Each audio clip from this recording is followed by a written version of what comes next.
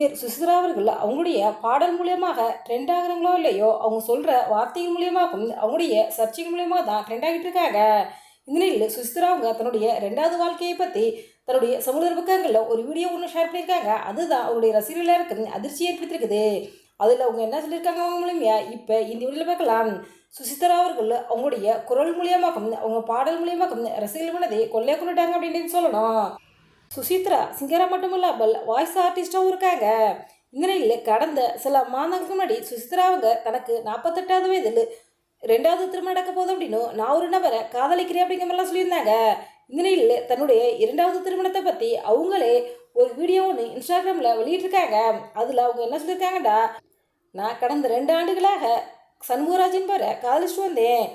சுஜிலிக்ஸ் பிரச்சனை பிறகு என்னுடைய வாழ்க்கையில் எந்த பிரச்சனையும் நடக்காதுன்னு நினச்சிக்கிட்டு இருந்தேன்.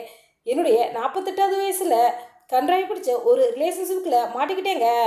ஆமாங்க, அவர் என்கிட்ட என் மனைவி என்னை விவாகரத்து செஞ்சுட்டாங்க. தனுஷ் உங்கள் வாழ்க்கையை கெடுத்துட்டான், கார்த்திகால் தான் உங்கள் வாழ்க்கையே நாசமாக போச்சு, நம்ம 2 பேரும் சேர்ந்து வராண்டு ஆறுதல் வார்த்தை சொன்னார். இதை நான் உண்மையான நம்பினேன். என்னிடமிருந்த பணம் பொருட்களையெல்லாம் வாங்கிக்கிட்டாரு. அதன் பிறகு தான் தெரிஞ்சு அவருக்கும் அவர் மனைவிக்கும் விவாகரத்து ஆகலாம் அப்படின்னும் குடும்பமாக சேர்ந்து என்னை ஏமாத்திருக்காங்க அப்படின்னு தெரியுச்சு. பணத்தை மட்டும் நான் ஏமாறலாங்க, தினமும் என்னைய அடித்து உதச்சி கொடுமைப்படுத்தினாரு. நான் சேர்த்து வச்சிருந்த ஒட்டுமொத்த பணத்தையும் அவன் சுருட்டிட்டான். சென்னையில் இருக்க என்னுடைய வீட்டில் தான் அவனும் அவனோட குழந்தைங்களும் வாழ்த்துட்டு வந்துக்கிட்டு இருக்காங்க. இதனில் நான் இப்போ சண்முகராஜா மீது போலீஸில் கேஸ் கொடுத்துருக்கேன்.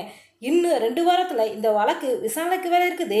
என்னை அடிக்கடி இனிமேல் கோர்ட்டில் சந்திக்கலாம் அப்படிங்கிறது ரொம்பவே எமோஷ்னலாக அந்த வீடியோவில் சுசித்ரா அவங்க பேசியிருக்காங்க. இந்த வீடியோ பற்றிய உடைய கருத்துக்களை எங்களுடைய கவனத்தில் கவனம் பண்ணுங்க. இதுபோன்று சினிமா செய்திகளை உடனுக்குடன் தெரிந்து கொள்ள எங்கள் சேனல் கூட இணைந்திருங்க.